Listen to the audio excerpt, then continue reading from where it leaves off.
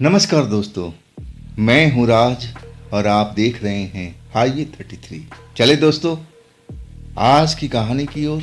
दोस्तों आज का जो कहानी है, स्टोरी है, तांत्रिक मैडम की है। एपिसोड 43।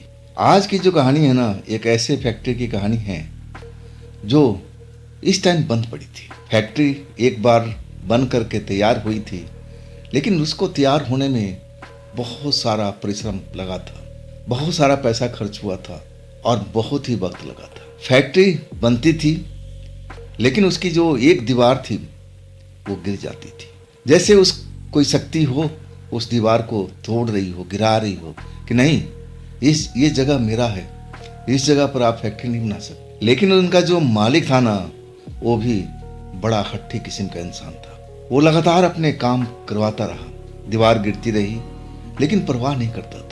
उसको तो कई बार लगा था कि ये आसपास का कोई गैंग है जो हमारी दीवार को नुकसान पहुंचा रहा है, कुछ पैसे के खातिर। लेकिन जब अपने बंदे रात को लगाया ड्यूटी करने के लिए, देख रेख करने के लिए, तब उसको लगा कि नहीं, यहाँ कोई बाहर से नहीं आता है। दीवार खुद ही खुद अपने आप रात को गिर जाती है। तब उसको शक हुआ, कई तांत्रिकों को बुलाया, उस जगह को पूजा पाठ करवाया। तांत्रिकों ने उनको मना कर दिया था कि देखो, इस जगह पर आपको ये फैक्ट्री बनाना सही नहीं है। हम तो आज पूजा पाठ करके इसको सही कर देंगे, आपकी फैक्ट्री तो बन जाएगी, लेकिन बाद में चल कर के ये फैक्ट्री आपको तकलीफ देगी। जब वो टाइम पीरियड पूजा पाठ का ख़त्म हो जाएगा, तब आप क्या करोगे? आप इस फैक्ट्री में आप काम नहीं कर पाओगे, ना करवा सकते हो। बाद में चल कर के आपको बहुत दुखदाई देगी, सारा पैसा बेकार चला जाएगा। लेकिन मालिक था, पैसे की कमी था नहीं, और अपने पैसे पर इतराता भी था। कहने लगा कि आगे जो होगा देखा जाएगा, अभी तो हम तैयार करें, इसमें बहुत सारा पैसा लगा हुआ है, हम काम तो बंद नहीं कर सकते। ये ज़मीन बहुत महंगी मैं खरीदा हूँ, तो इसको मैं कैसे छोड़ दूँ? वो भी अपनी जगह पर सही था।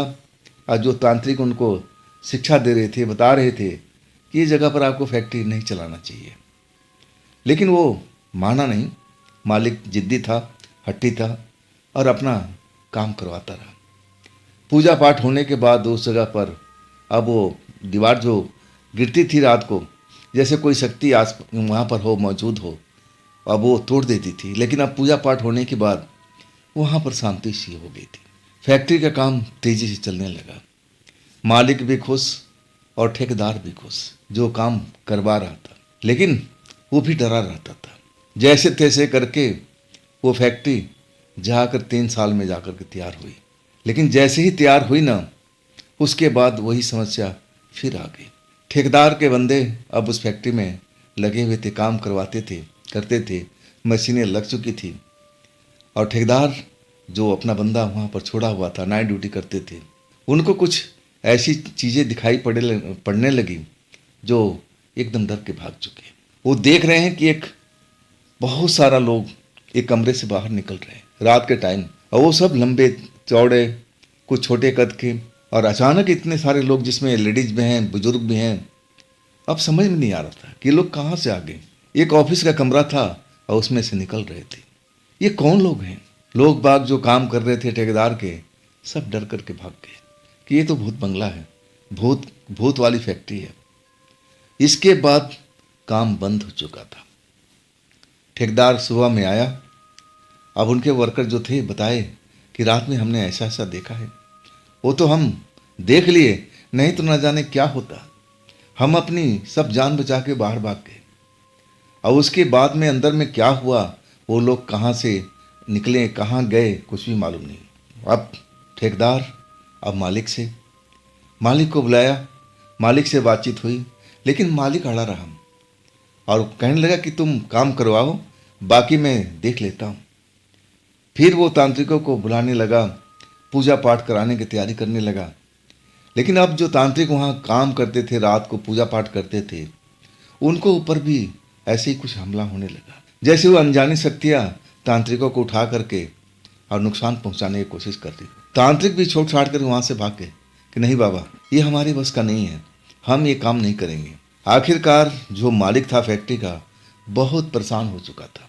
जगह जगह से अच्छे तांत्रिक का खोजबीन लगा रहता था, लेकिन तांत्रिक आते थे, कहते थे हाँ ये मैं काम कर दूंगा, इतना पैसा लगेगा, ये सामान लगेगा, मालिक कहता है मैं इसे डबल दूंगा, लेकिन ये हमारा काम कर दो, हमारी फैक्ट्री चलनी चाहिए। लेकिन वो तांत्रिक अपना पूजा पाठ करने के लिए अब उस जगह पर जाते रात के टाइम में, अब फिर उनके साथ भी वही खेल हो जाता था। कई बार तांत्रिक बताते हैं कि कोई अदृश्य शक्ति मुझे हवा में उठा लिया और हवा में उठा करके अब नीचे छोड़ दिया था, उनकी जान बच गई, अब वो भी छोड़ के भागे। इसके बाद तो उस जगह पर कोई तांत्रिक जाता ही नहीं था, ना तो पूजा पाठ कराने के लिए, ना देखने के लिए। सबको पता चल गया था कि जो भी उसमें अब समस्या है बहुत बड़ा गंभीर है और ये समस्या को हम लोग निवारण नहीं कर सकते। उसमें जो आत्माएं हैं, जो कोई है, अब किसी ने तांत्रिक ने तो देखा नहीं था, लेकिन जो लोग पहले लेबर ठेकेदार के काम करते थे उन्होंने जो बताया था कि वो लोग काफ़ी लंबे लंबे दिखाई देते थे, कोई नाटे भी थे, देखने में अच्छे भी लग रहे थे, बुरे भी लग रहे थे, सब मिक्सअप थे, उसमें औरतें भी थी। तो इतने सारे लोग आत्माएं उस जगह पर कर क्या रही थी? क्या वो आत्माओं का गढ़ था जिस जगह पर ये फैक्ट्री बनी थी?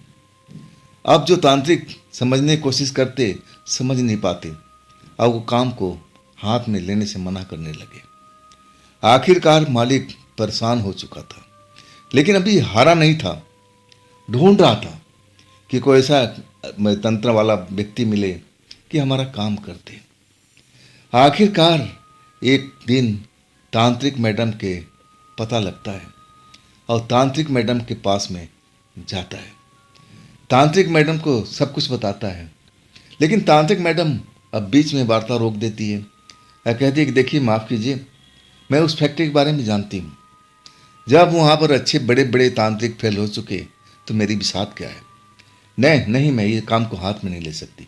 मैं अपने जो आदमी हैं उनको मैं खतरे में नहीं डाल सकती, ना मैं खुद खतरे में पड़ना चाहती हूँ। मालिक अब निराश हो गए थे। एक आखिरी उम्मीद थी तांत्रिक मैडम, लेकिन जब तांत्रिक मैडम ने हार मान लिया तो इसका मतलब अब कुछ नहीं हो सकता। जब ये वार्ता चल रही थी तब वहाँ पर आशीष भी बैठे थे, जेसिका भी थी और ये सब सुन रहे थे। तांत्रिक मैडम आज तक कोई केस वापस अब लिया नहीं, भेजा नहीं था। जो भी उनके पास में केस आता था उसको सॉल्व करती थी, चाहे उसमें कितना भी टाइम लगे, चाहे उनका कितना भी नुकसान हो जाए। लेकिन आज क्यों ये केस को छोड़ रही है? मतलब क्या है? जेसिका भी चौंक गई थी, आशीष भी चौंक गए थे।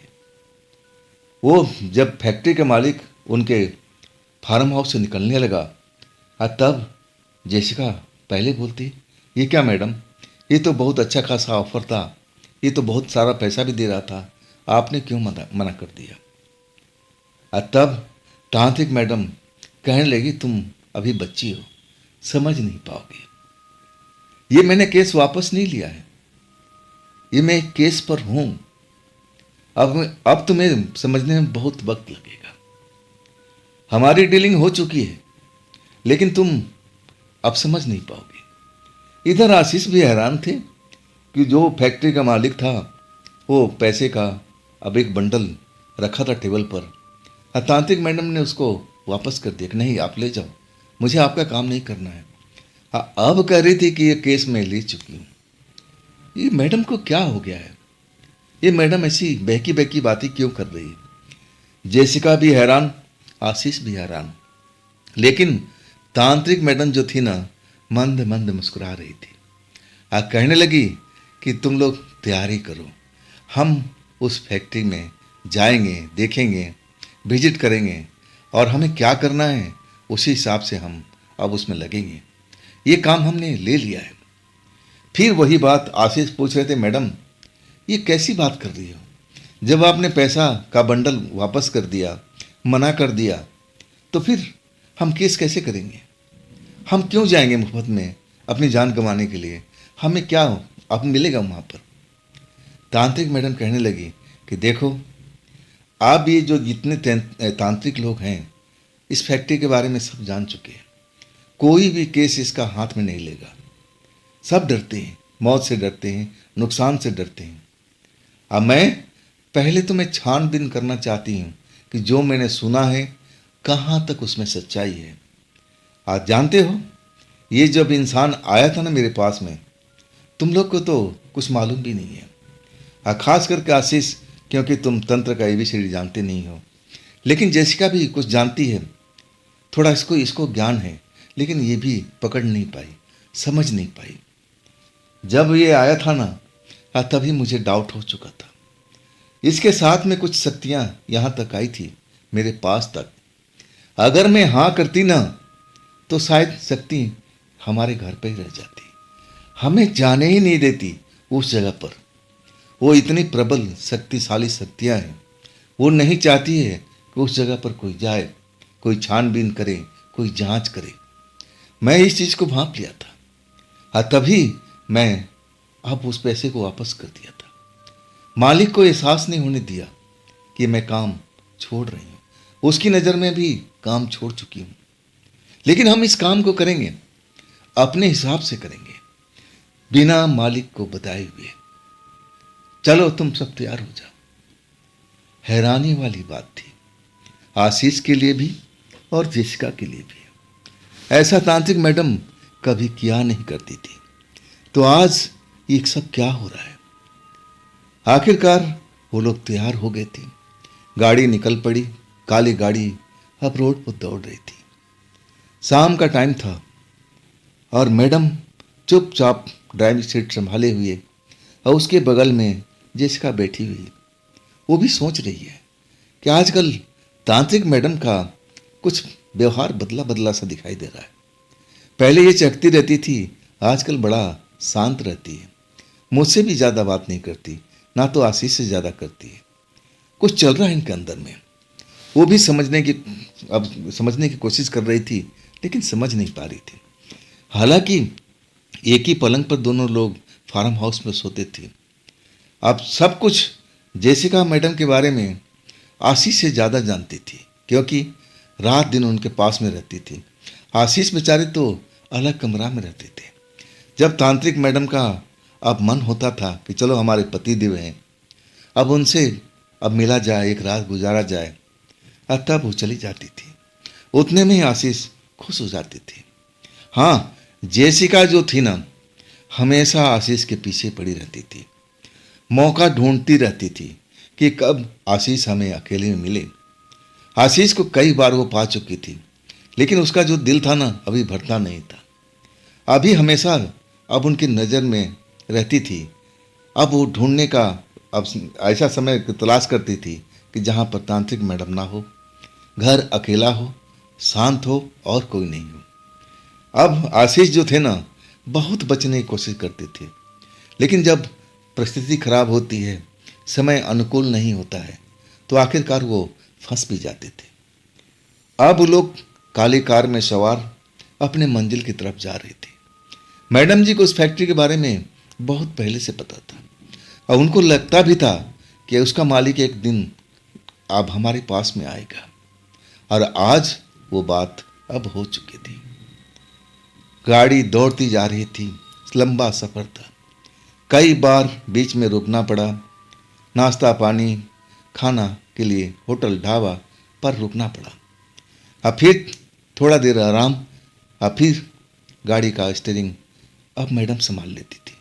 आशीष कहते थे कि मैडम दीजिए मैं चलाऊं। और तब तांत्रिक मैडम मुस्कुरा देती थी कि नहीं आशीष, आराम करो, आगे तुम्हारी जरूरत पड़ेगी। अभी तुम आराम करो, रात में तो तुम जागनी पड़ेगी। आखिरकार 11 बजे के रात के आसपास में अब वो फैक्ट्री के इलाके में पहुंच गए थे। वहाँ फैक्ट्री चालू थी, बहुत सारी फैक्ट्री चल रही थी, लाइटें जल रही थी, मशीनरी की आवाज़ आ रही थी। अब तांत्रिक मैडम उस फैक्ट्री की तरफ अब जाने की कोशिश कर रही थी जो बंद पड़ा था। और वो फैक्ट्री अनजाना नहीं था, उसके बारे में बहुत पहले से पता था।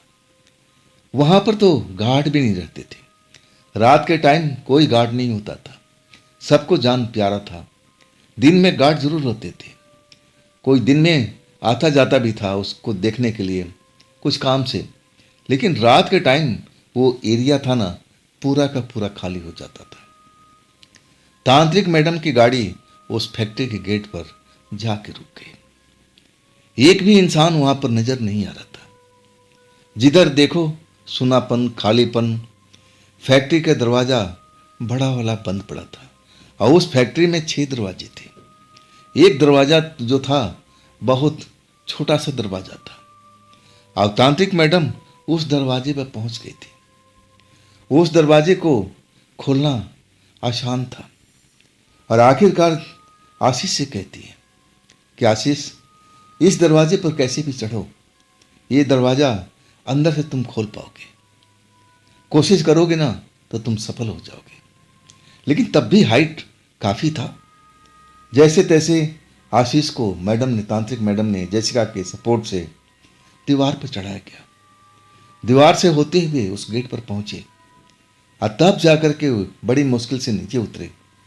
लेकिन वो डर रहे थे, क्या पता जब इसके बारे में सुन रखा हूं, अब वो आत्माएं इस जगह पर होंगी, अगर उसने देख लिया हमको तब क्या होगा। डरना वजह था और आशीष डर भी रहे थे। लेकिन जब गेट खोल दिए, हालांकि खोलने में बहुत मेहनत करना पड़ा। अंदर से जो सांकल था जंग लगा हुआ था, जैसे गेट काफी सालों से खुला ना हो। शुक्र था कि उस गेट पर कोई ताला नहीं था, बस सांकल लगी हुई थी। लेकिन सांकल किसी ताले से कम नहीं थी।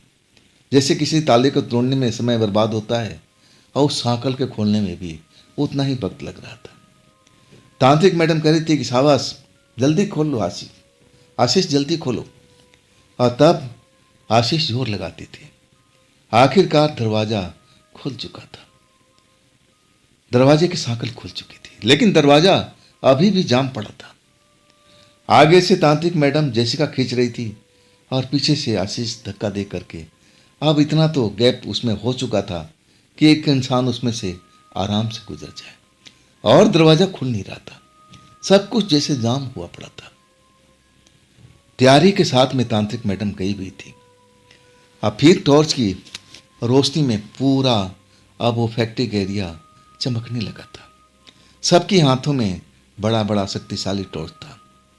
आशीष के कंधे पर बैग लटका हुआ था, जिसमें जरूरत का सामान तांत्रिक मैडम का पड़ा हुआ था। अब वो जगह का तलाश कर रही थी, सूंघ रही थी, समझने की कोशिश कर रही थी कि आखिर जो मैंने सुना है, वाकई में इस फैक्ट्री में रात में आत्माएं नजर आती हैं, अब किस जगह पर रहती हैं। छानबीन करने लगी, लेकिन पता नहीं चल रहा था। उस फैक्ट्री के ना जाने कितने वो लोग चक्कर लगा लिए थे, मशीनरी रूम से लेकर के वर्कशॉप तक। अब उनका जो ऑफिस था, एडमिन का ऑफिस था, ऐसा कोई जगह उन्होंने स्टोर तक नहीं छोड़ा था।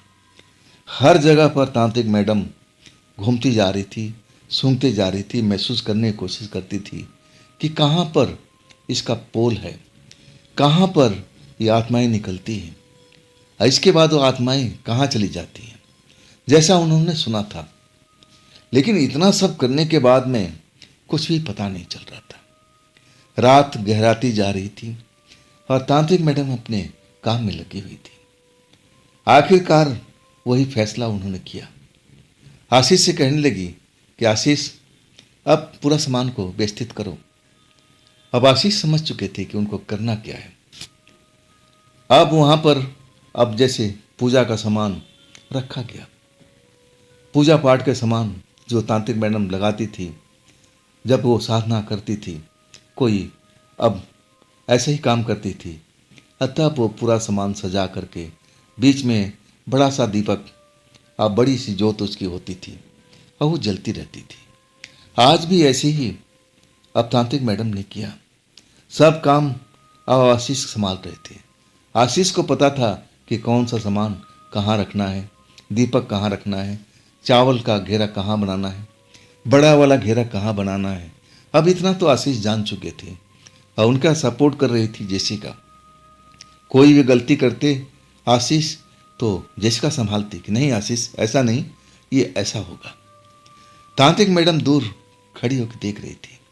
उन दोनों को काम करते हुए देख करके समझने की कोशिश कर रही थी कि हाँ, आप जो आशीष हैं समझने की कोशिश कर रहे हैं कि तंत्र मंत्र का प्रक्रिया में क्या क्या चीज़ लगता है, कैसे विधि विधान होता है, इतना तो वो जान चुके थे। मंद मंद मुस्कुराते हुए आशीष की तरफ देख रही थी, जैसे आशीष पर प्यार आ रहा है। लेकिन ये प्यार करने की जगह नहीं थी। ये जगह तो बहुत ही खतरनाक थी। इस जगह पर कब क्या हो जाए कुछ कहा नहीं जा सकता था। आखिरकार दिया जल चुकी थी। तांत्रिक मैडम अपने स्थान ग्रहण कर चुकी थी और आशीष और जेसिका एक गोल घेरे में सुरक्षित अब पहुंच चुके थे। अब जो तांत्रिक मैडम थी अपनी जादुई ताकत का इस्तेमाल करने लगी, तंत्र मंत्र का इस्तेमाल करने लगी। अब काफी देर तक ऐसा ही चलता रहा। सब कुछ माहौल शांत था। दिया का लोह जो था ना, आसमान की तरफ सीधा खड़ा दिखाई दे रहा था। वहां पर कोई हवा भी नहीं थी। अब फैक्ट्री के अंदर के बीचों बीच की बात है तो हवा भी नहीं थी। अब बाहर भी हवा नहीं चल रही थी। सब कुछ शांत माहौल था। सुरक्षित घेरे में अब आशीष भी थे, जेसिका भी थे। वो घेरा कोई ज्यादा विशेष बड़ा नहीं था, लेकिन वहां भी जो जेसिका थी ना, अपनी चोहलबाजी से बाज नहीं आ रही थी। अब आशीष से सट के खड़ी हो गई। आशीष इन चीजों से बहुत दूर रहने की कोशिश करते थे, लेकिन बेचारे शरीर थे, कभी न कभी तो फंस ही जाते थे। लेकिन ये जगह चूहलबाजी की थी नहीं। और तब आशीष धीरे से जेसिका को समझाते थे कि नहीं, शांत हो जा, इस जगह पर ऐसा काम मत करो। और तब जेसिका अब अपने आप को संभाल लेती थी, लेकिन थोड़ी देर के लिए। और उधर जो तांत्रिक मैडम थी अपने काम में लगी हुई थी, बार बार दीपक की तरफ देखती थी और फिर आंखें बंद कर लेती। ऐसा घंटों तक चलता रहा, लेकिन कोई फर्क नहीं पड़ा। वहां कोई दिखाई नहीं पड़ा। अब इस तरह करके 2 घंटा और बर्बाद हो चुका था। आखिरकार तांत्रिक मैडम उठ के खड़ी हो गई और कहने लगी, अरे कोई होता तो नजर आता ना, मुझे नहीं लग पा रहा है जेसिका कि यहाँ कोई है। अब एक तरह से तांत्रिक मैडम कहने लगी, नहीं, यहाँ पर मुझे लग ही नहीं पा रहा है कि यहाँ पर कोई है। होता तो मुझे आभास हो जाता, कोई ना कोई शक्ति मेरे पास में आती, लेकिन कोई आया नहीं, ना मुझे आभास हुआ। ये बात क्या है? अब जेसिका से वो बात करने लगी। जेसिका भी अब तांत्रिक मैडम से बात कर रही थी। आशीष दूर खड़ा देखे जा रही थी। अब जेसिका मैडम के बीच में क्या बातचीत चल रही थी, थोड़ा दूर के होने से अब आशीष समझ नहीं पा रही थी। आखिरकार तांत्रिक मैडम और जेसिका चल पड़े और जेसिका भी कह रही थी कि नहीं, अगर कुछ होता तो आपको जरूर महसूस होता। हाँ, मुझे भी कुछ आभास नहीं हुआ। अब बाकी और जगह पर मुझे भी कुछ ना कुछ आभास होता था, लेकिन यहाँ कुछ नहीं हुआ। मेरे हिसाब से तांत्रिक मैडम जो भी शक्तियाँ पहले इसमें रहती थी शायद वो चली गई है। अब ये जगह खाली है। लेकिन तांत्रिक मैडम सोच में पड़ी हुई थी कि ऐसा नहीं होता। मन ही मन सोच रही थी कि जो दुष्ट आत्माएं एक बार वो जिस जगह पर कब्जा कर लें उसको आसानी से छोड़ती नहीं है। अगर उनको कोई छुड़वाने के लिए आता है ना तो उन पर तो टूट पड़ती हैं। अब एक तरह से ये घर ऐसा, ये जगह ऐसा क्यों हुआ पड़ा है? यहाँ कोई आत्माएं नजर नहीं आ रही है, ना कोई हलचल सुनाई पड़ रहा उनकी। तो मामला क्या है? कहाँ गई सब आत्माएं? क्या दुबक गई हैं? वो जो शक्ति अब उस मालिक के साथ में वहां तक गया था, तो क्या वो जान चुका था कि तांत्रिक मैडम अब वहां पर आने वाले नहीं है? वो भी लोग निश्चित हो गए थे। आखिर ये आत्माएं कहाँ रहती हैं? सब कुछ करने के बाद, इतना मेहनत करने के बाद तांत्रिक मैडम उन आत्माओं को ढूंढ नहीं पाई थी कि वो कहाँ से निकलती हैं, कहाँ जाती हैं, करती क्या है, अब इस जगह पर ये नुकसान क्यों करती है। आखिरकार तांत्रिक मैडम और आशीष, जेसिका अब उसी छोटे गेट से, जो गेट उन्होंने बड़ा मुश्किल से खुला था, बाहर निकल गए। लेकिन अभी भी रात का वक्त था, 3 के आसपास का टाइम हो रहा था। और तब तांत्रिक मैडम कह रही थी कि आज का ना बेकार ही किया, कुछ हम समझ नहीं पाए ना देख पाए। और तभी फैक्ट्री में एक भारी आवाज एक बार गूंजी। वो आवाज इतनी भारी थी, अब बड़ा ही डरावनी थी। उस आवाज को सुनकर के तो आशीष कांप गए थे। तांत्रिक मैडम के पास आकर के खड़े हो गए थे, एक बच्चे के माफिक। और तांत्रिक मैडम का भी जो पैर अब आगे की तरफ चल रहा था, वो गाड़ी के पास जाने की कोशिश कर रही थी।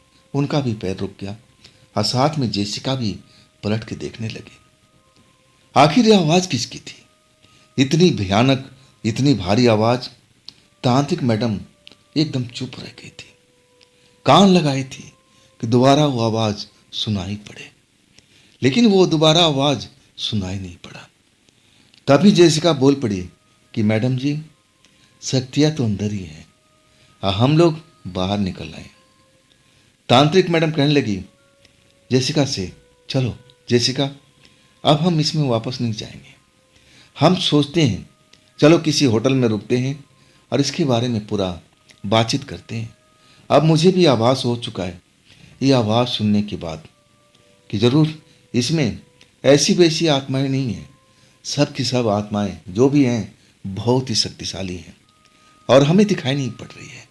मतलब इतनी शक्तिशाली हैं कि तंत्र मंत्र से भी बची हुई हैं, हमें नजर नहीं आ रही है। हमें इनके लिए दूसरा उपाय ढूंढना पड़ेगा। चलो हम पहले आराम करते हैं, होटल में रुकते हैं, अब फिर कल की कल देखी जाएगी। आखिरकार वो लोग कार में सवार होते हैं और फिर पास के शहर में पहुंच जाते हैं और तब तक सुबह का 5 बज चुका है। अब होटल बुक करते हैं और एक ही कमरे में सब रुक जाते हैं। बड़ा सा डिलक्स रूम है और बड़ा सा बेडरूम, जिसमें 2 क्या 3 क्या 4 लोग एक साथ में उस बेड पर आराम सकते हैं। King size bed. अब तो जैसे जेसिका को मजा आ गया था।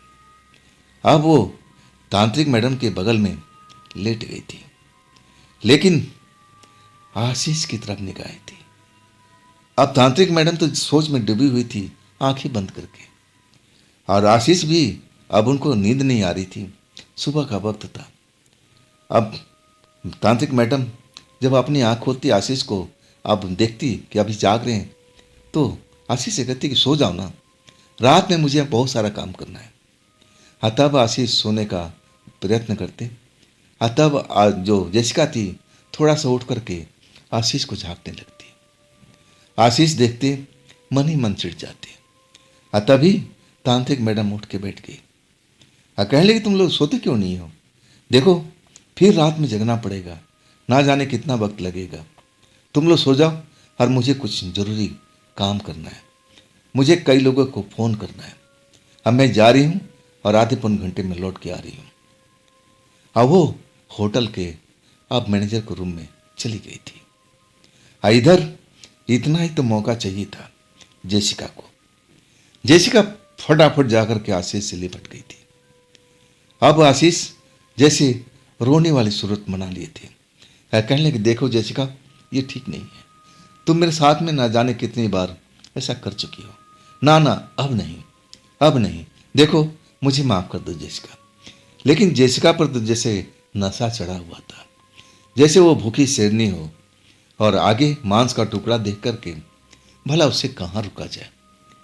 अब अपने आप को बचाने की कोशिश करते हैं आशीष, जितना कोशिश करते हैं कि देखो मैं मैडम को बता दूंगा। तब कहती जेसिका कि अगर बताना होता ना, तुम कभी के बता चुके होते।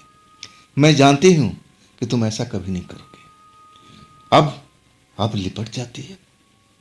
अब आशीष मना करते रह जाते हैं, लेकिन जेसिका रुकती नहीं है। आखिरकार अपनी इच्छा पूरी करने के बाद दोनों अलग हो जाते हैं। अब वहां पर बिल्कुल शांति हुई पड़ी है। तांत्रिक मैडम का पता नहीं। आखिरकार 2 घंटे के बाद में तांत्रिक मैडम लौटती है। तब आशीष तो जगे होते हैं, मन ही मन पछता रहते हुए, ये जेसिका यहाँ से जाती क्यों नहीं है? तांत्रिक मैडम इनको यहाँ क्यों रखा अपने बहन की तरह? इसका अपना कोई घर बार नहीं है। जब देखो मुझ पर आके हमला कर देती है। अब मैं तांत्रिक मैडम को कैसे बताऊं इस बात को? वो मुझे ही कई बार मैं बताने की कोशिश करता हूँ और वो डांट देती है। अब कैसे मैं ये सब बात करूं? सहम जाते हैं और चुप रह जाते हैं। आखिरकार उनको नींद आ जाती है, लेकिन तांत्रिक मैडम सो ही नहीं। अपना बैग खोल करके डायरी निकाली और उसमें कुछ लिख रही थी, कुछ पढ़ रही थी। दोनों काम कर रही थी। कब आकर के वो बेड पर लेटी और ना तो जेसिका को पता है ना आशीष को पता है। शाम को 5 बजे आशीष का नींद खुलता है। आंखें मलकाते हुए उठते हैं और अपने पलंग के आजू बाजू में देखते हैं तो तांत्रिक मैडम का अता पता नहीं है। हाँ, जेसिका बेसुध अभी भी सो रही है। आप जेसिका को देखते हैं और घड़ी देखते हैं तो शाम को 5 बजा हुआ।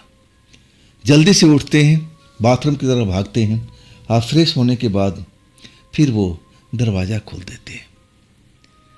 लेकिन बाहर भी ना तो बालकनी में ना लॉबी एरिया में कहीं पर भी अब तांत्रिक मैडम दिखाई नहीं देती है। सामान जैसे कि तैसे रखा हुआ है। तो आखिरकार मैडम कहाँ गई, कहाँ गई? अब जेसिका को आके उठाते हैं। जेसिका उठ उठ जेसिका। जेसिका उठती है। आंखें अभी भी उसकी लाल लाल हुई पड़ी है, जैसे अभी नींद से भरी हो। हाँ, तब कहते हैं कि जेसिका देख, अभी तांत्रिक मैडम का अता पता नहीं है, ना जाने कहाँ गई है। क्या तुम्हें कुछ बताई है या तो मैं तो गहरी नींद में सो गया था, तो अब मैडम जी आई थी।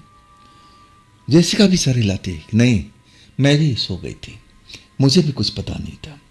चाबी है अब गेट का, अब तांत्रिक मैडम के पास में, क्या पता कब आई कब गई, अब मुझे भी पता नहीं। आखिरकार अब जेसिका भी उठकर फ्रेश होती है। इधर लॉबी में कभी जाते हैं, कभी बालकनी में जाते हैं, देखने की कोशिश करते हैं। और कई बार नीचे तक, मैनेजर रूम तक, रिसेप्शन तक घूम के आ चुके थे। रिसेप्शन वाले से पूछ चुके थे कि आपने मैडम को देखा? और तब वो कहा कि हाँ, मैं सुबह में देखा था, इसके बाद मैंने देखा नहीं, वो बाहर निकल गई थी। अब इंतज़ार के अलावा कर क्या सकते थे? आते हैं कमरे में, अब इंतज़ार करते हैं। अब जेसिका भी थोड़ा परेशान दिखने लगती है कि पूछती है कि तुम्हें बता के नहीं कि आशीष, आशीष नाम में सर हिलाते हैं। आखिरकार इंतज़ार वो ख़त्म नहीं होता है। ख़त्म होता है रात के 9 बजे। और 9 बजे अब जब तांत्रिक मैडम लौटती है कमरे में तो उनके साथ अघोरी बाबा दिखाई देते हैं। अब जैसे ही तांत्रिक मैडम गेट खोलती है, आशीष दौड़ के गेट पर जाते हैं और तब अघोरी बाबा के साथ तांत्रिक मैडम कमरे में प्रवेश करती है। अब फिर सबको देख कर अघोरी बाबा मुस्कुराने लगते हैं कि अरे, यहाँ तो अपनी पूरी टीम है, चलो अच्छा है। अब तांत्रिक मैडम कहती है कि बाबा आप थोड़ी देर आराम कर लीजिए, अभी भी हमारे पास में वक्त है, अभी भी रात बाकी है। तब अघोरी बाबा कहते हैं कि नहीं नहीं, अरे मैं अब आराम क्या करना है, जो तैयारी करनी है आप कर लो, मैं तो ठीक हूँ, बस मैं फ्रेश हो लेता हूँ, अब इसके बाद मैं तो रेडी हूँ। तब तांत्रिक मैडम खाने का ऑर्डर करती है। खाना आता है। अब इसके बाद सारे लोग मिल बांट के खाना खाते हैं। तब रात के 10:30 बज जाता है। 10:30 बजे अब वो लोग तैयार हैं, नीचे उतरते हैं अपने पूरा तैयारी के साथ में और फिर कार में बैठ जाते हैं। इस बार तांत्रिक जो अघोरी बाबा है ना, तांत्रिक मैडम के बगल में बैठते हैं। अब पिछली वाली सीट पर वही जेसिका और आशीष। ऐसे ही वो मौका तो तलाश करती रहती है। अब इतना सब कुछ होने के बाद भी उसको चैन नहीं था। ना जाने आशीष से क्यों उलझती थी और हमेशा तंग करती रहती थी, हमेशा सताने की कोशिश में रहती थी। लेकिन अब गाड़ी मैडम चला रही थी और अब रास्ता नज़दीक होता जा रहा था। हाँ, आशीष जब भी जेसिका उनके सटने की कोशिश करती किसी मोड़ पर, किसी ऊंचे जगह पर, ऊंचे खाली जगह पर, तब वो गाड़ी उछलती थी और वो मौका अपने हाथ से जाने नहीं देती थी। आशीष इन चीज़ों से दूर रहने की कोशिश करते, लेकिन कब तक? आखिरकार वो जगह आ गई थी, फैक्ट्री का एरिया। और तब सारे लोग फैक्ट्री के पास पहुंच गए थे, गाड़ी से बाहर निकल गए थे। तांत्रिक मैडम अघोरी बाबा को बता रही थी कि बाबा जी देखिए, यही जगह है जिसके बारे में मैं आपको बताया। और तब अघोरी बाबा कहने लगे, हाँ इसके बारे में मैं अब कुछ सुना हूँ, मैं जानता हूँ, लेकिन मैं इस जगह पर कभी नहीं आया। मैं ये सुना हूँ कि यहाँ पर जो आत्माएं रहती हैं ना, कहाँ से आती हैं कहाँ से जाती हैं कुछ पता नहीं लगता। और दिन में आत्माएं नज़र नहीं आती है, सिर्फ रात में वो नज़र आती हैं।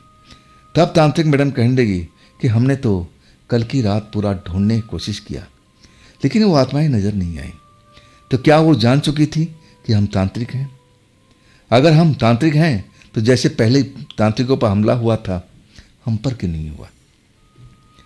अब अघोरी बाबा इसका जवाब नहीं दे रहे थे।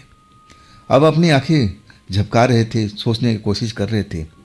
और तब कहने लगे कि सबसे पहले हमें अंदर चलना चाहिए। मैं एक बार पूरा फैक्ट्री का राउंड लेना चाहता हूँ। मैं अपने नज़रिए से देखना चाहता हूँ कि आखिर वो आत्माएं कहाँ से निकलती हैं, उनकी आने जाने का रास्ता क्या है। क्या ये अलग आयाम से आती हैं? मुझे तो लग रहा है कि उनका एक आयाम है इस जगह पर। आयाम का रास्ता इसी फैक्ट्री के अब कहीं पर होगा। उसी आयाम में आने जाने के लिए अब इस फैक्ट्री को इस्तेमाल करती हैं। और तभी ये जब फैक्ट्री बन रही थी तो इसकी दीवार बार बार गिर रही थी। जो मैंने अब पिछली बात को सुना है, तब मुझे तो 100% लग रहा है कि इस फैक्ट्री में कोई दिक्कत नहीं है। ये फैक्ट्री अपनी जगह पर ठीक है, लेकिन एक आयाम का रास्ता यहाँ पर खुलता है। अगर हम उस आयाम को, रास्ते को ढूंढ पाएँ, तब हम कुछ कर पाएंगे। हम उस आयाम को, रास्ते को बंद करने की कोशिश करेंगे। अगर हम रास्ता बंद कर दिए ना, फिर ये फैक्ट्री अच्छी तरह से अब चलने लगेगी। फिर यहाँ पर कोई दिक्कत परेशानी नहीं होगी।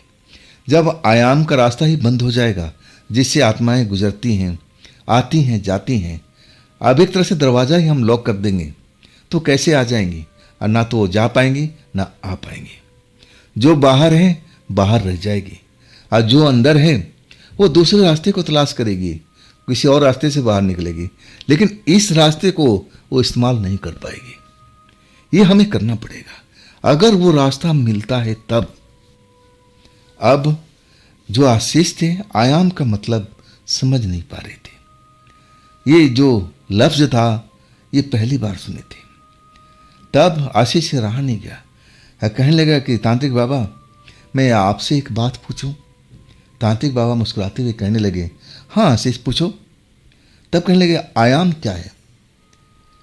तांत्रिक बाबा हंस के कहने लगे कि चलो मैं तुम्हें सरल भाषा में समझाने की कोशिश करता हूँ। देखो, आयाम बहुत है। जिस आयाम में हम रहते हैं ना, इसको मृत्युलोक कहते हैं। जिसमें देवताएं, भगवान अब वास करते हैं, उनको स्वर्गलोक कहते हैं, इंद्रलोक कहते हैं। ये सब अलग अलग आयाम हैं। चंद्रलोक हैं, कई लोक हैं। अब मैं कहाँ तक गिनती कराऊं? इस तरह आत्माओं का, भूत प्रेतों का भी आयाम होता है। प्रेत आयाम अलग, चुड़ैल का आयाम अलग, अब जो याक्षिणी है उसका आयाम अलग है, अब पिशाचिनी का आयाम अलग है, परी का अलग है, अप्सरा का लाखों आयाम है। अब तो जैसे आशीष चकरा गए थे। अरे बाबा, इतना सारा आयाम है, ऐसे लोग यहाँ पर रहते हैं? और तब तांत्रिक बाबा हंस के कहने लगे, नहीं नहीं, यहाँ पर तो मुझे लग रहा है कि एक आयाम का रास्ता है।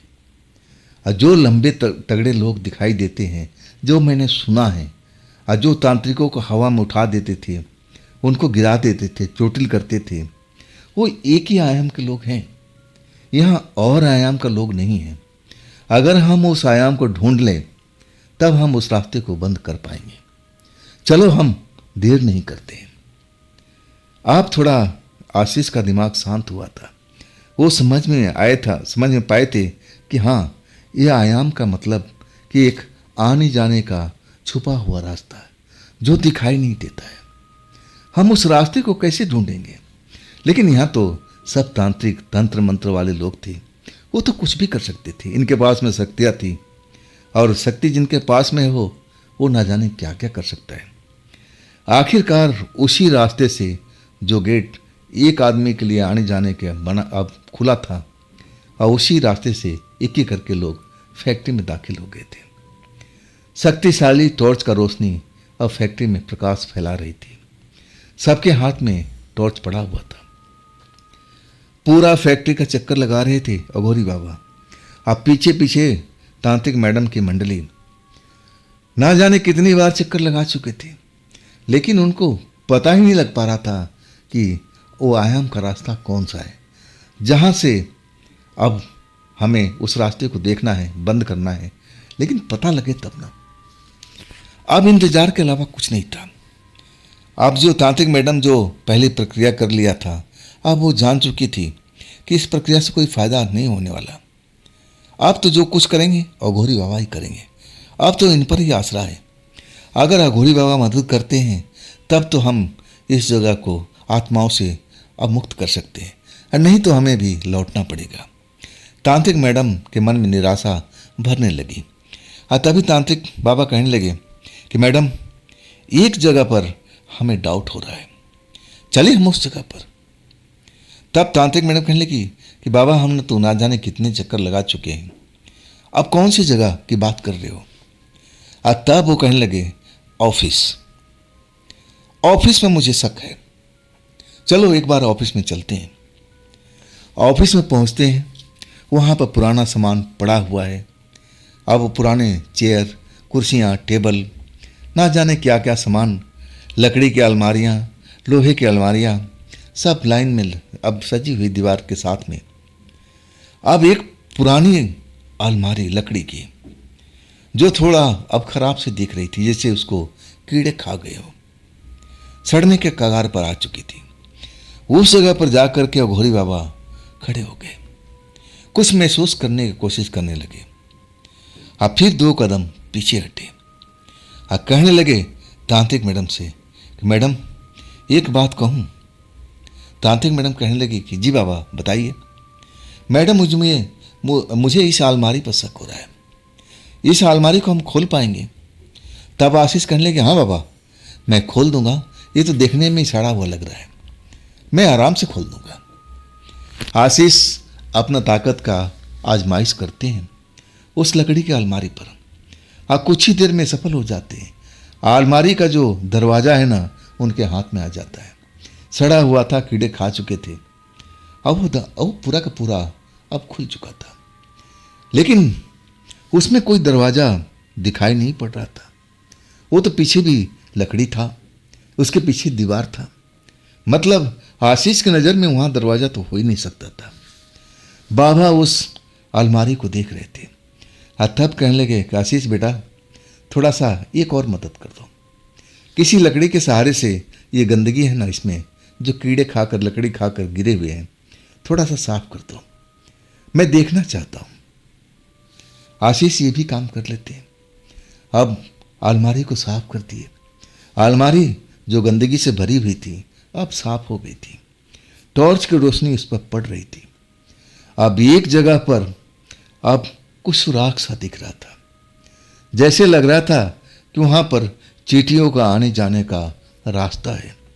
इतना छोटा सा सुराख था उस अलमारी के एक कोने में। तांत्रिक बाबा का जो टॉर्च था उसकी रोशनी अब उस सुराख पर पड़ने लगी। अब ना जाने क्या हुआ कि तांत्रिक बाबा उस जगह पर लेट गए और तांत्रिक मैडम रोकते रह गए, अरे बाबा गंदे हो जाओगे, लेकिन वो किसी का नहीं सुने। उस फर्श पर जो लकड़ी का फर्श था, अलमारी का, बड़ी सी अलमारी थी, उसमें शायद ऑफिशियल काम के लिए इस्तेमाल होती थी, अब उस पर लेट गए थे। लेट करके प्रकाश, जो टॉर्च का प्रकाश था ना, जैसे चींटी वाली मांद में जो सुराख पड़ा हुआ था उसमें देख रहे थे। बिल्कुल अपने आंखें नज़दीक करके टॉर्च की सहायता से जैसे उसमें अब कुछ देखने की कोशिश कर रहे हो। जब कुछ दिखाई नहीं दे रहा था सही ढंग से, तो अपना कान ही लगा लिए, जैसे आवाज़ सुनने की कोशिश कर रहे हो। और ऐसा बहुत देर तक करते रहे। बीच बीच में उठ जाते थे और फिर अपने कान लगाने के अब सुनने की कोशिश करने लगे। आखिरकार उनके चेहरे पर मुस्कुराहट दौड़ आई और कहने लगे कि मैडम, मैंने वो रास्ता पा लिया है, यही रास्ता है, इसी रास्ता से वो आत्माएं आती है, जाती है और सबको तंग करती है। अगर हम इस रास्ता को बंद कर देंगे ना, तो समझ लो ये फैक्ट्री आत्माओं से मुक्त हो जाएगी। इतनी छोटी सी सुराख में इतने बड़े बड़े लंबे लंबे लोग कैसे निकल पाते हैं? आशीष हैरान थे, लेकिन जेसिका हैरान नहीं थी, ना तांत्रिक मैडम हैरान थी। वो तो तांत्रिक बाबा की तरफ देख रही थी, समझने की कोशिश कर रही थी। आखिरकार आशीष से रहा नहीं गया। तांत्रिक बाबा से पूछ बैठे कि बाबा एक बात पूछूं, आप बुरा तो नहीं मानेंगे? तब तांत्रिक बाबा कहने लगे, हाँ आशीष पूछो। तब कहने लगे, बाबा जब इतनी लंबी लंबी आत्माएं हैं, ऊंची हैं, पहलवान की तरह हैं, इस छोटे से चींटी के बिल में से आएगी जाएगी? ये जो सुराख दिख रहा है इसमें से आएगी जाएगी? तांत्रिक बाबा मुस्कुराने लगे और कहने लगे कि तुम्हारी नज़र में सुराख सा दिख रहा है, छोटा सा सुराख, लेकिन ये आयम का रास्ता है। जब मैंने कान लगाया ना, तब मुझे बहुत देर के बाद महसूस हुआ कि मैं एक दूसरी दुनिया का आवाज़ सुन रहा हूं। तुम समझ नहीं पाओगे आशीष, अभी तुम्हें वक्त लगेगा। तांत्रिक मैडम कहने लगी, अरे छोड़िए आशीष की बात को, अभी हमारा जो काम है हमें करना चाहिए। अब बाबा बताइए उपाय कि अब करना क्या है। तब तांत्रिक बाबा कहने लगे, तुम क्या करोगी? तुम इस चीज़ को कर नहीं पाओगी, मुझे ही करना पड़ेगा। ज़रूरत का सामान अब मेरे को दे दो। अब उसके बाद उसी अलमारी में अपना पूजा का सामान सजाने लगते हैं, जैसे वो पूजा घर बन चुका हो। अब फिर वो तंत्र मंत्र का साधना करने लगते हैं। और वो जो सुराग था ना, अब किसी चीज़ के सहायता से जो तंत्र मंत्र का पेस्ट था, कुछ पेस्ट बनाया हुआ था, और उससे सुराग को भर दिया। आशीष हैरान थे, इतनी सुराग से, इतनी छोटी से सुराग से जिसे चींटी निकल पाती हो बड़ी मुश्किल से, और उसमें से आयाम का रास्ता, मतलब दूसरे आयाम में आने जाने का इतना बारीक सा रास्ता, और उसमें आत्माएं निकलती है। और तब हैरान रह गए थे। लेकिन कुछ ही देर हुआ था, अभी कुछ ही देर हुआ था, और तभी एक भारी भरकम आवाज सुनाई पड़ने लगी। धम धम की आवाज आने लगी, जैसे उन्हीं की तरफ में कोई आ रहा हो। तांत्रिक बाबा एकदम चौंकते हुए सबको सावधान करने लगे कि देखो तांत्रिक मैडम, इनको सुरक्षित घेरे में डालो। अब कोई बाहर रह गया है उनमें से, और वो वापस आ रहा है। अगर कोई रास्ता बंद मिलेगा ना, तो इस जगह पर उत्पात खड़ा कर देगा। मुझे कुछ टाइम के लिए रास्ता खोलना पड़ेगा ताकि वो सुरक्षित उस जगह से निकल जाए, और तब मैं इस रास्ते को बंद कर दूंगा। जल्दी करो, जल्दी करो।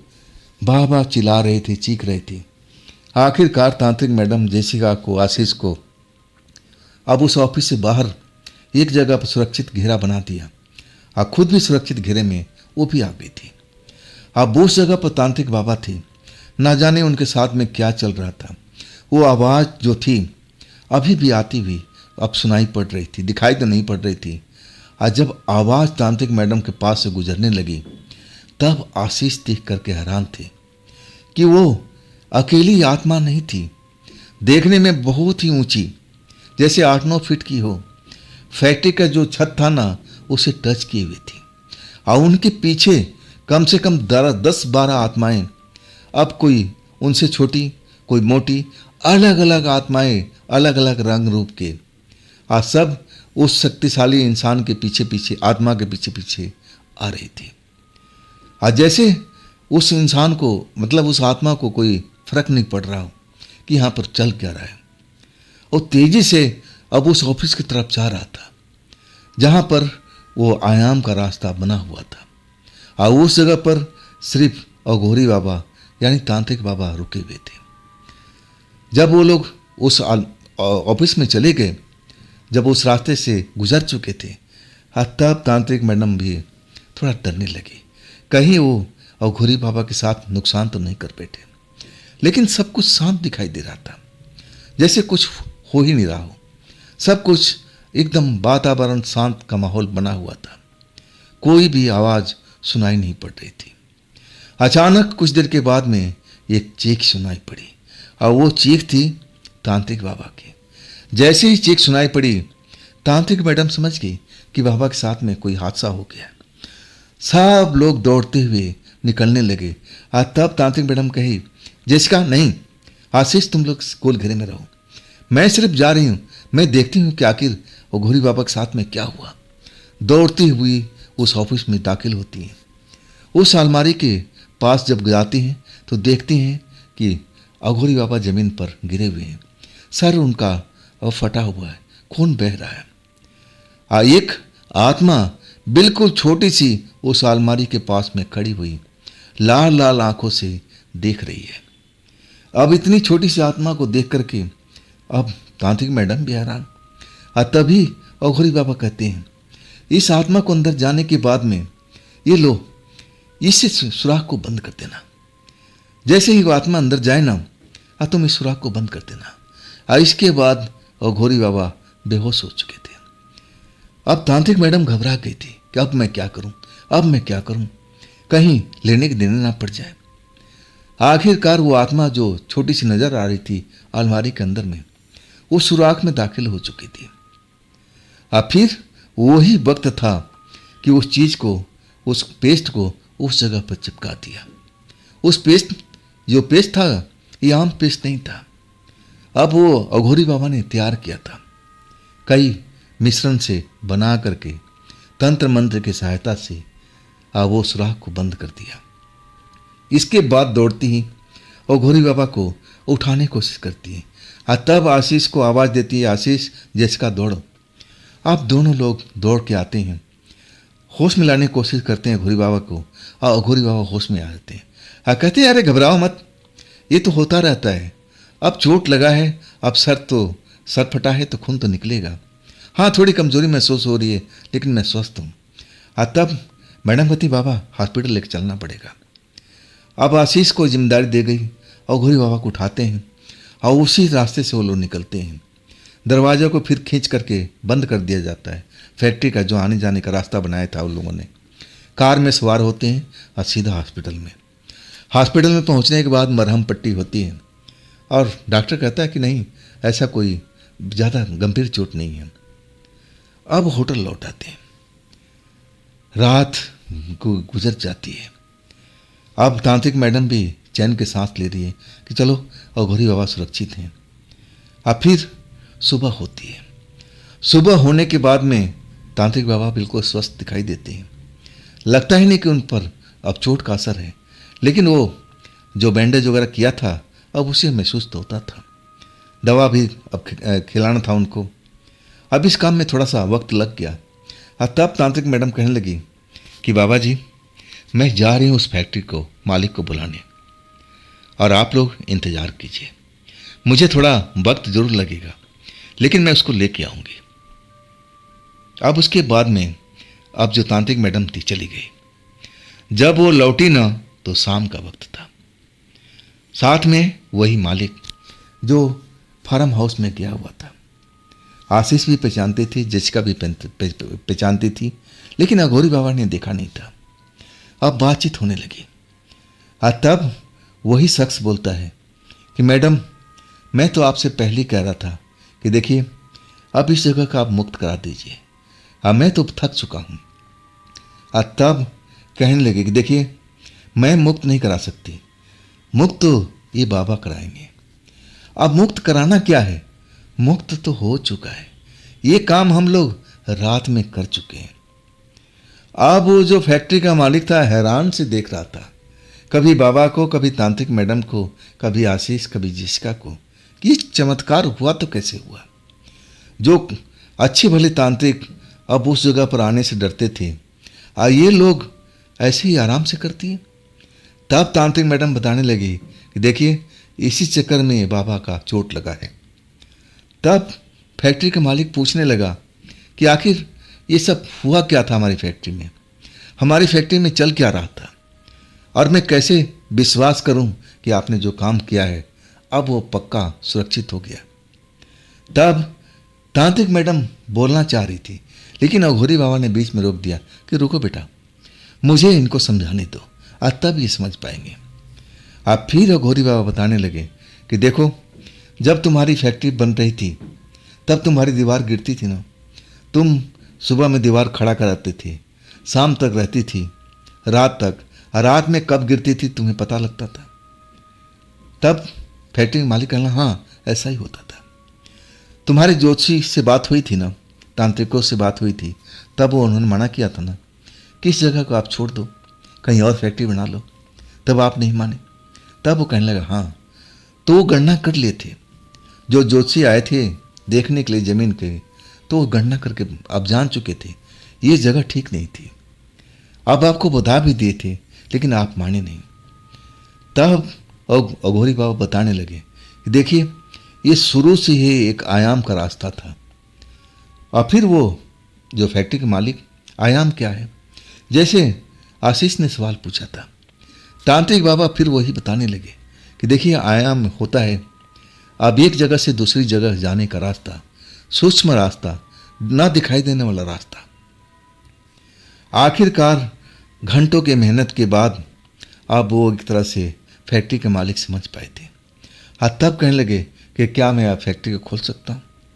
तब तांत्रिक मैडम कहने लगी, हाँ खोलिए, लेकिन खोलने से पहले आप पूरा साफ सफाई कराइए और वहाँ पर पूजा पाठ कीजिए। हाँ, तब इसके बाद नए सिरे से शुरुआत कीजिएगा और ज़रूरत पड़े तब हम लोगों से संपर्क कीजिएगा। अब वैसे हमारा काम खत्म हो चुका है, जो आपने बोला था अब उस चीज़ को आप दे सकते हैं। वाकई में फैक्ट्री का मालिक खुश था। कहने लगा कि मैडम, इसके लिए आपको हमारे घर पर चलना पड़ेगा। मैं तो पहले ही आपको एडवांस दे रहा था, लेकिन आपने मना कर दिया। और देखिए, आपने सुरक्षित काम कर लिया।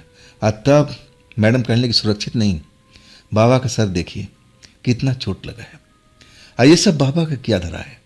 मैं तो थक गई थी, निराश हो गई थी, मैं इस रास्ता को ढूंढ नहीं पाई थी, लेकिन ये बाबा ने सब कुछ किया है और उस आयाम को रास्ता को वो ढूंढ पाए थे। और तब वो लोग फैक्ट्री के मालिक के घर पर अब जाने लगे थे ताकि उस पैसे को ले सके जिसके लिए वो उन्होंने मेहनत किया था।